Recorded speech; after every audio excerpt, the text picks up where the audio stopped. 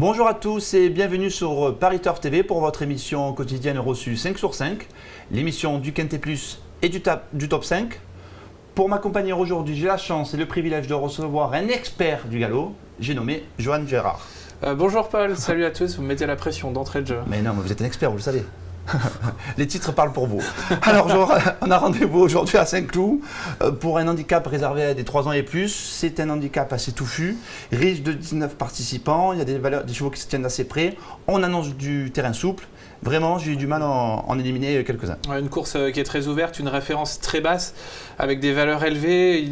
J'ai envie de dire, ils ont quasiment tous une chance. Le terrain qui va être très souple, même voire lourd, je pense.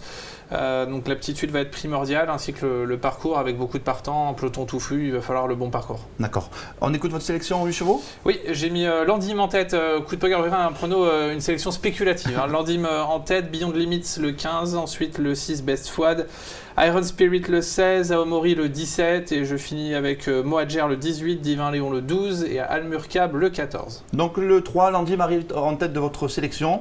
Il a gagné son événement en valeur 40, maintenant il est encore en 30 de valeur. Est-ce qu'il a gros de marge ? Alors, il n'a sans doute pas une grosse marge, mais en tout cas, j'ai bien aimé son succès. C'était le 14 juillet à Longchamp et je trouve qu'il s'imposait quand même avec une certaine facilité ce jour-là. L'écart à l'arrivée, c'était court en colure, je crois, mais il gagnait plus facilement qu'il n'y paraît. Il était pénalisé de 3 kg. C'est un cheval qui a toujours bien couru à Saint-Cloud, qui est bien placé à la corde. Il ne sera pas dérangé par le terrain. Voilà, c'est un fils de Lando qui va aimer le terrain lourd. Je crois capable de confirmer. On oublie sa dernière sortie, c'était dans un lot très relevé. Il y avait Zip Zip qui a couru le prix dollar depuis. Enfin, c'était le défi du galop à Clairefontaine. Donc, il faut oublier cette sortie. Il revient dans le handicap avec de grosses ambitions. D'accord. On va écouter son jockey habituel, Fabrice Véron. C'est notre première info au terrain. Vous allez voir, il est aussi confiant que vous. Ouais, le terrain souple, bon, c'est pas ce qu'il préfère. Malgré tout, le cheval est bien. Il a eu une chance entre les deux courses. Et voilà, quoi, le cheval semble bien faire Saint-Cloud. Il avait fait en début d'année une rentrée qui était super sympa. Le cheval avait bien accéléré toute la ligne droite en étant très courageux. Derrière, il nous a prouvé que c'était un vrai cheval de handicap. Après la pénalisation, c'est sûr que c'est dur. Mais il avait bien gagné en s'arrêtant un petit peu à Longchamp, il a le droit de prendre une bonne place. Une place et pourquoi pas gagner. C'est en tout cas votre avec choix. Le bon parcours. Avec le bon parcours qu'il faut. Ensuite, nous avons le 15 Beyond Limits, c'est la ligne intégrale de Landim. C'est normal de le retrouver en deuxième position. 4e de l'édition 2014, il adore Saint-Cloud, il adore le terrain souple, il a presque tout pour lui. Oui, surtout un cheval qui est très expérimenté dans les gros handicaps. Il est rompu à ce genre d'exercice. Lors de sa dernière sortie, il s'est retrouvé piégé à l'arrière-garde dans une course sans train. Donc on oublie. Cette fois, je pense qu'il devrait y avoir peut-être un peu plus de rythme ou une course plus limpide, je l'espère en tout cas. Et surtout, ce qui me plaît, c'est que du fait de la référence assez basse, il a un petit poids Beyond Limits, ce qui est assez rare dans les handicaps pour lui, 52,5 kg, ce qui peut l'aider à tirer son épingle du jeu. Voilà. Corde 2, ça vous effraie pas ? Non, justement, c'est très bien. Landim corde 1, Beyond Limits corde 2, Beyond Limits dans le dos de Landim. Allez, hop, jume les gagnants, jume les caisses.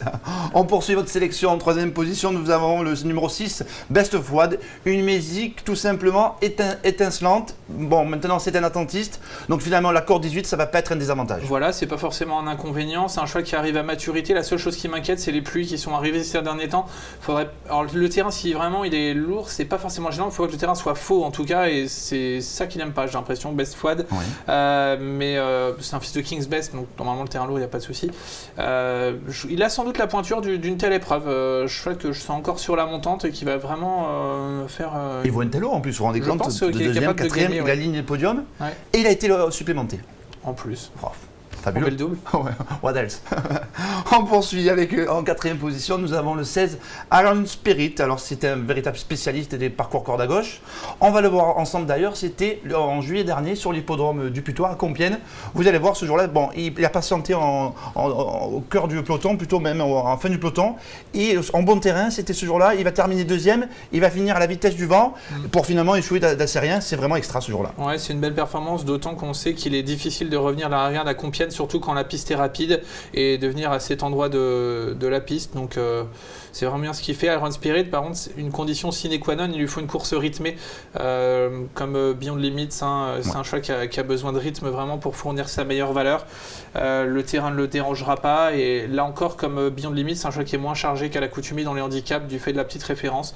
Donc je compte sur une bonne performance de sa part. On a plutôt pour un accessite. Oui, peut-être plus pour une place. Pour la victoire, je suis pas sûr qu'il y ait une marge de folie. D'accord. Nous avons une deuxième info terrain, concerne là aussi son jockey habituel, c'est Alexis Badel. On l'écoute, vous allez voir, lui aussi, il est assez confiant. Il aime beaucoup le terrain souple. C'est vrai que les pistes souples sont plutôt bénéfiques pour lui. Et je pense pas que ce soit un si gros problème de porter un petit poids dans ce style de catégorie. Je crois qu'il a besoin de rythme. Si ça roule, c'est un cheval que je vais monter patiemment, qui devrait quand même bien finir. Il devrait encore une fois participer à la roue. On évoque ensemble la candidature du numéro 17 à Amaury. Il arrive en 5e position de votre pronostic. Alors là, c'est un 3 ans qui affronte ses aînés, mais qui a montré d'indéniables moyens lors de sa première apparition du Vauquintet. Il s'est classé très bon 4e. Oui, voilà, c'est un petit coup de poker à Amaury, un pensionnaire de Francis Graffard, une écurie en forme. Et j'ai bien aimé effectivement ses débuts dans les gros handicaps. C'était à Longchamp. Alors c'est vrai qu'il affronte ses aînés. Il aborde une distance aussi longue pour la première fois. Il n'a jamais couru au-delà de 2000 mètres. Donc là, 2100 terrain lourd. Ça peut rallonger, mais ouais. Je ne suis pas inquiet. Oui. Fils de Goldaway qui ne devrait pas être dérangé par le terrain. Un bon numéro de corde, Umberto Rispoli qui prend une livre pour lui être associé. Donc c'est sans doute un signe de confiance. Ça sent bon tout ça. Hein, ouais, j'y crois. Qu'est-ce que vous avez comme pépite à nous proposer aujourd'hui, Johan?